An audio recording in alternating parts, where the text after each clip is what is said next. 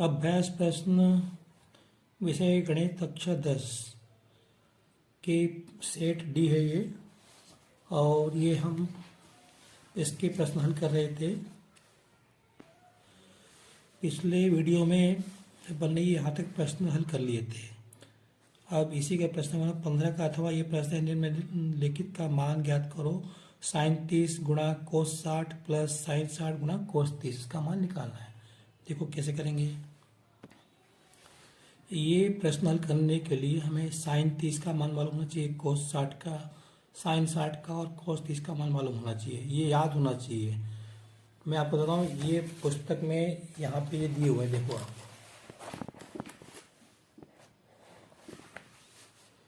यहाँ पे दिए हैं, साइन 30 का मान दिया है, कोस 60 का मान दिया है। इस तरह से मान दिए हुए हैं आपकी गणित की पुस्तक में। इसी में से देख के आपको याद करना है। तो साइन 30 का मान कितना होता है 1/2 गुणा कोस 60 का मान कितना होता है 1/2 प्लस साइन 60 का मान होता है वर्गमूल 3/2 और कोस 30 का मान क्या होता है वर्गमूल 3/2। अब इसका ऐसे गुणा करेंगे, 1 का 1 से गुणा, 2 का 2 से, तो 1/4 प्लस वर्गमूल 3 का वर्गमूल 3 से गुणा करेंगे तो 3 आएगा और 2 का 2 से 4। अब इन दोनों को हल करेंगे तो इसका लघुत्तम आएगा 4 आएगा और यहाँ पे 4 का भाग 4 में 1 बार जाएगा, 1 कोण 1 में 1 आएगा। ऐसे यहाँ पे 3 आएगा, दोनों को जोड़ेंगे 4/4 तो बराबर 1 आएगा।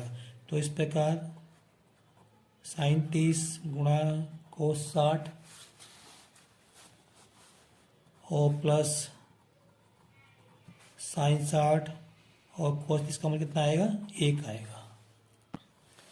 अगला प्रश्न देखते हैं। ये प्रायिकता से संबंधित है। 2 खिलाड़ी संगीता और रेशमा एक मैच खेलते हैं। यह ज्ञात है कि संगीता द्वारा मैच जीतने की प्रायिकता इतनी है, तो रेशमा की जीतने की प्रायिकता क्या होगी। ये अपने देखो, 2 खिलाड़ी हैं, या तो संगीता जीतेगी या रेशमा जीतेगी।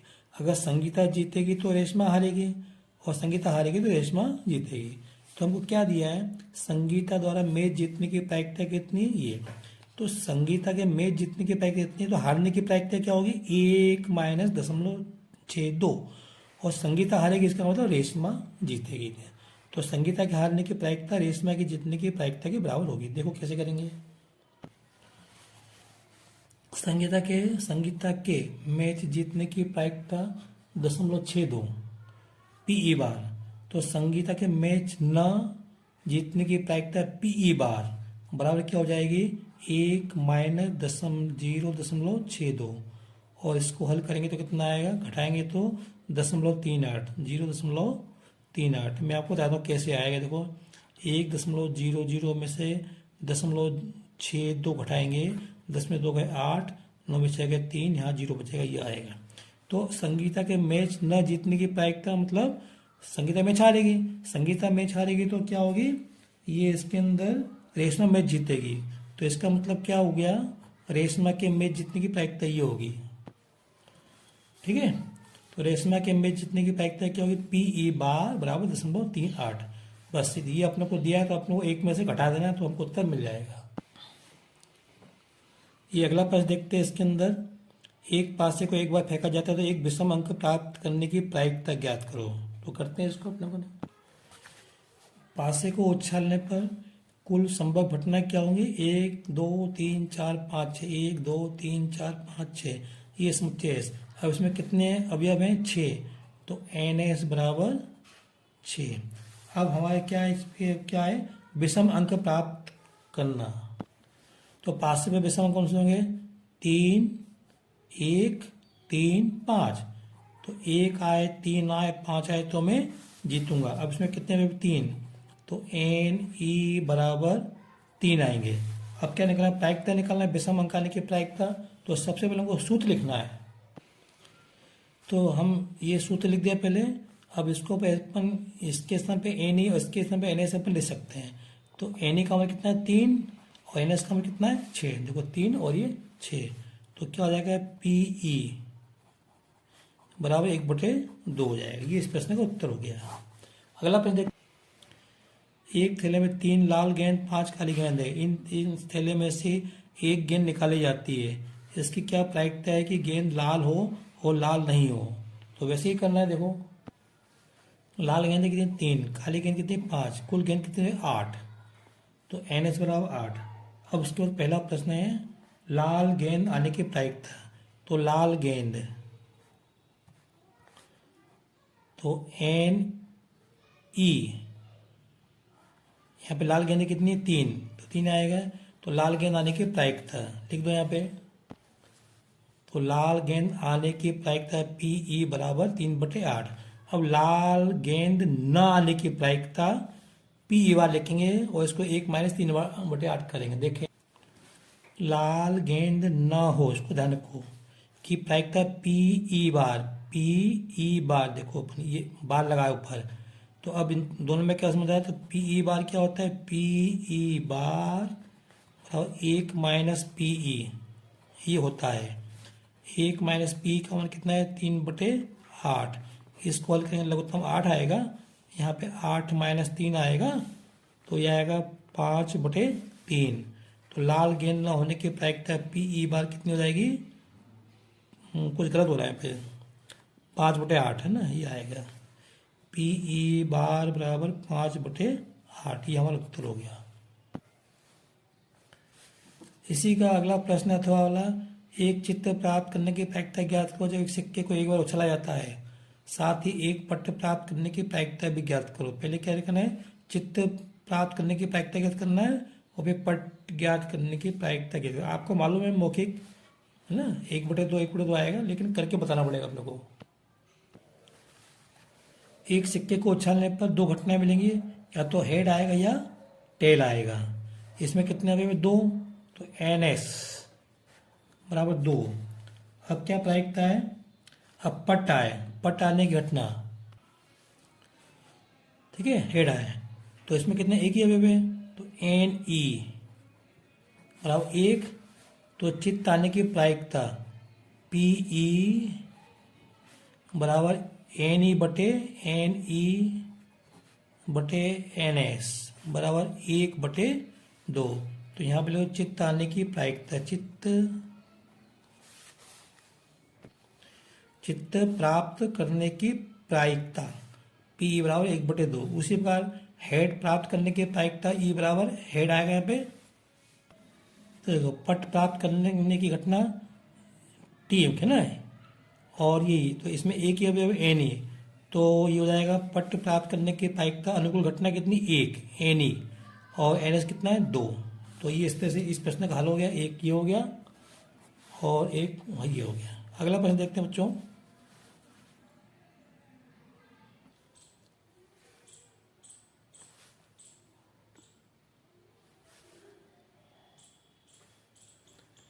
ये प्रश्न है,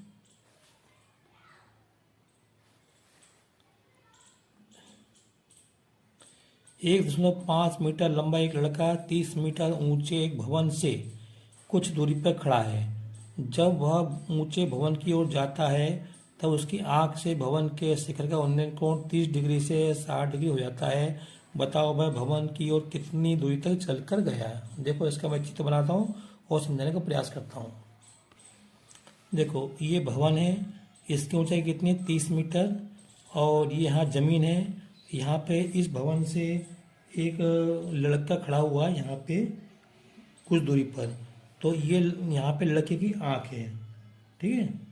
तो जब वो यहाँ पे खड़ा है और जब वो यहाँ से कुछ दूरी तो यहाँ तक जाता है चल के, और यहाँ तक आ गया, तो अब वो यहाँ पे आ गया।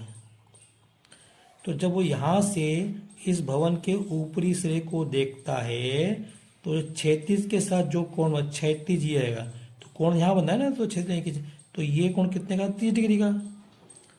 और जब वो यहाँ से देखता है, भवन के पास आ गया यहाँ से चलकर यहाँ तक, तो यहाँ से देखता हो तो ये जो कोण बना कितने का बन गया 60 डिग्री का।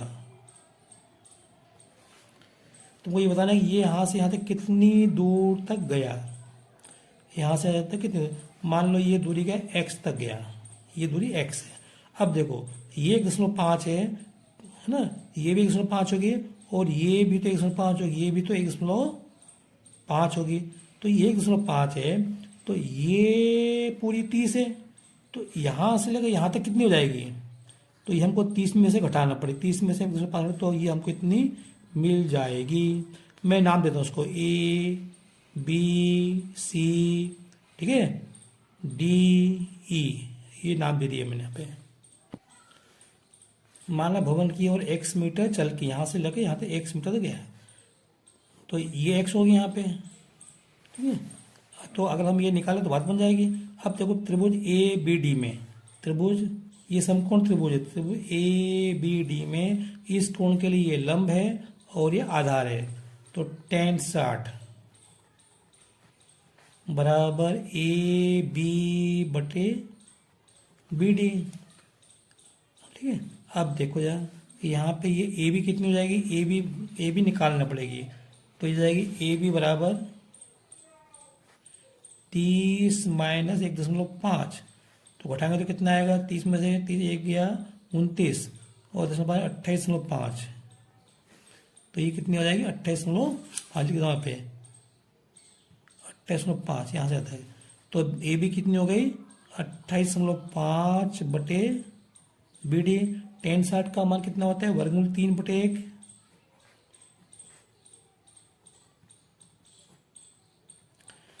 ठीक है। तो इसका इसमें गुणा कर दो, इसका इसमें गुणा कर दो, तो यहाँ से मिलेगा अपने को बी डी वर्गमूल 3 बी डी बराबर 28.5 और यहाँ से मिलेगा बी डी बराबर 28.5 बट्टे वर्गमूल 3, ठीक है। अब ऐसे अपने यहाँ से देंगे समकोण त्रिभुज ए बी ई में, तो इस कोण के लिए लंब तो ये रहेगा और आधार यहाँ से लेकर यहाँ तक, इस आधार को हम लिख सकते हैं, तो लिख देता हूँ मैं, ये हो गया ए बी बट्टे बी ई। अब देखो ये ए बी कितनी है, ए बी तो हो गया 28.5 बटे, और बी ई, इस बी ई को ये कितनी आई, ये भी निकाला है मैंने, ये निकाला था। इस बी ई को अपन ऐसे करते हैं एक्स प्लस बी डी लिख सकते हैं, ठीक है। अब tan 30 का मान कितना होता है 1 बटे वर्गमूल 3, तो 1 बटे वर्गमूल 3 बराबर ये बटे ये, मैं मान लिखता हूँ पे 1 बटे वर्गमूल 3 बराबर 28.5 बटे एक्स प्लस बी डी। अब मैं कैसे गुणा कर देता हूँ, इसका गुणा इसमें होता है, इसका गुणा इसमें, तो ये हो जाएगा एक्स प्लस बी डी बराबर, इसका गुणा इसमें करेंगे तो 28.5 गुणा वर्गमूल 3। अब यहाँ पे क्या करो, बी डी का मान ये ना, ये मान यहाँ पे रख दो इसके स्थान पे, तो जाएगा एक्स प्लस 28.5 बटे वर्गमूल 3 बराबर 28.5 वर्गमूल 3। अब इसको उधर ले जाते हैं अपन, पिछले पेज में अपन को ये मिला था, हमको एक्स का निकालना, एक्स का मान निकालना, तो इसको उधर ट्रांसफर कर दो, तो प्लस का है तो माइनस हो जाएगा, एक्स बराबर 28.5 वर्गमूल 3 माइनस 28.5 बटे वर्गमूल 3। अब इसको सरल करना है, आसान तरीका ये है, इन दोनों में से 28.5 कॉमन निकाल लो, 28.5 कॉमन निकालें तो यहाँ मिलेगा वर्गमूल 3 माइनस यहाँ मिलेगा 1 बटे वर्गमूल 3, और नहीं आया तो इतना ही छोड़ देना। इसको हल करेंगे तो 28.5 और इसको हल करेंगे तो लगभग कितना आएगा, वर्गमूल 3 आएगा, इसका इससे गुणा 3 आएगा, यहाँ पे 1 आएगा, ठीक है। तो ये हो गया 28.5 गुणा 3 में से 2 बटे वर्गमूल 3, और इसका इससे गुणा करेंगे तो ये आएगा 57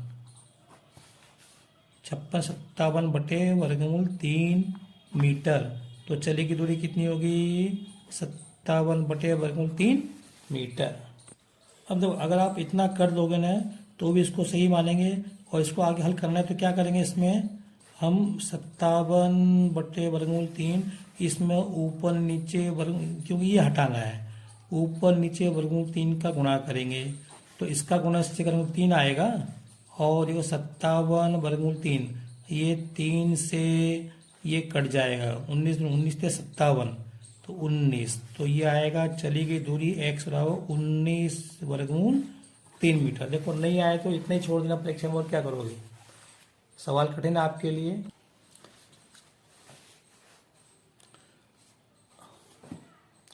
आंधी आने से एक पेड़ टूट जाता है, टूटा हुआ भाग इस तरह मुड़ जाता है कि पेड़ का शिखर जमीन को छूने लगता है। इसके साथ 30 डिग्री का कोण बनता है। पेड़ के पाद बिंदु की दूरी जहां पेड़ का शिखर जमीन को छूता है 8 मीटर है। पेड़ की ऊंचाई ज्ञात करो। देखते हैं कैसे करना है इसको।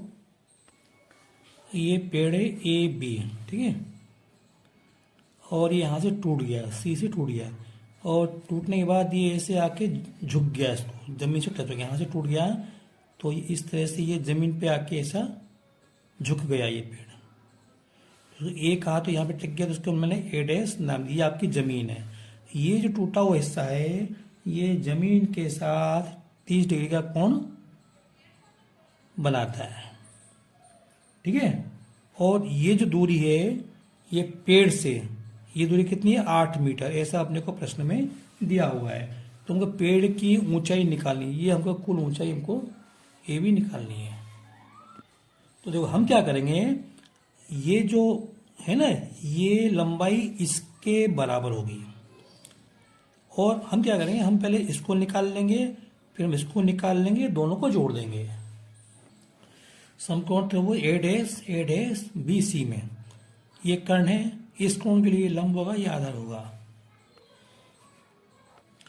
और उसको देंगे tan थीटा बराबर लंब बटे आधार। क्यों लिखा, क्योंकि हमको आधार मालूम है और लंब हमको निकालना है। तो tan थीटा बराबर लंब बटे आधार। थीटा कितना है 30 डिग्री, तो tan 30 बराबर लंब कितना है BC, आधार कितना है ए डैश बी की लंबाई कितनी 8 मीटर। tan 30 का मान कितना होता है 1/√3। ये मान हमको याद होने चाहिए, नहीं तो सब बेकार है। बराबर BC/8। अब इसका गुणा इसमें कर दो, तो BC बराबर 8/√3। हमको BC मिल गई, कितनी मिल गई 8/√3। अब हम AC निकालेंगे। तो यहाँ पे हमको ये लंब मालूम हो गया और कर्ण हमको निकालना है। तो लंब और कर्ण वाला अनुपात कौन सा होता है, साइन होता है। तो यहाँ लिखेंगे हम साइन थीटा बराबर लंब बटे कर्ण। थीटा कितना है 30 बराबर लंब कितना है BC की लंबाई कितनी है 8/√3। और ये लाइन मैंने अब खींची। और कर्ण की लंबाई ये ए डैश सी। तो साइन 30 का मान कितना होता है 1/2 बराबर 8/√3 बटे ए डैश सी। इसका गुणा इसमें कर दो, इसका गुणा इसमें कर दो, तो हो जाएगा ए डैश सी बराबर 1/√2 गुणा 8 ये साइन 30 का मान 1/2 होता है, तो 1/2 आएगा यहाँ पे, ठीक है। तो हो जाएगा 8/√3। तो 2 से 8 कटेंगे 4 बार, तो ये हो गया 4/√3। कहने का मतलब ये 8/√3 और ये आ गई 4/√3। अब इन दोनों को जोड़ दो, तो पेड़ की ऊंचाई बराबर 8/√3 प्लस 4/√3 बराबर, दोनों को जोड़ेंगे, लघुत्तम कितना आएगा 3 आएगा, ऊपर आएगा 12/√3। तो 12/√3 ये आपका मीटर हो गया। अगर आप इसके आगे हल करना चाहते हो तो इसमें ऊपर नीचे √3 का गुणा कर दो। तो गुणा करेंगे तो इसका गुणा इसमें करेंगे तो ये आएगा 3 आएगा। यहाँ पे 12/√3, 3 से 12 कटेंगे 4 बार, तो क्या हो जाएगा 4/√3 मीटर। ये इस प्रश्न का उत्तर हो गया। बस बच्चों, वीडियो लंबा हो रहा है, अब आगे के प्रश्न में अगले वीडियो में हल करूँगा। अगर आपको मेरा वीडियो पसंद आया हो तो इसे लाइक करें, शेयर करें, सब्सक्राइब करें। Thank you.